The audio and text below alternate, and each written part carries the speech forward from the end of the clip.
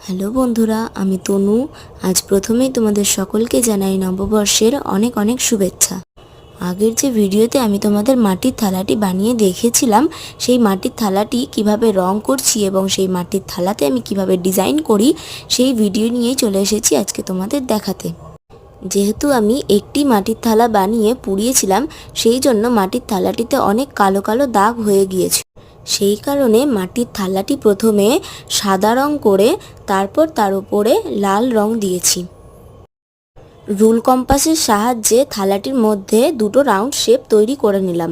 Rule কম্পাসের দ্বারা গোল round শেপগুলি তৈরি হয়ে যাওয়ার পরে সাদা ফেব্রিক দিয়ে আমি গোলগুলোর মধ্যে ডিজাইন করে নিলাম এবং মাঝে যে গোলটি ছিল সেখানে নববর্ষ উপলক্ষে শুভ নববর্ষ লিখে ডিজাইনটি সম্পূর্ণ করলাম। মাটির থালাটি তোমাদের কেমন লেগেছে? ভালো লাগলে চ্যানেলটি সাবস্ক্রাইব করে দিও এবং ভিডিওটি কেমন লাগলো সেটি কমেন্টে জানিও। দেখা হচ্ছে নেক্সট ভিডিওতে।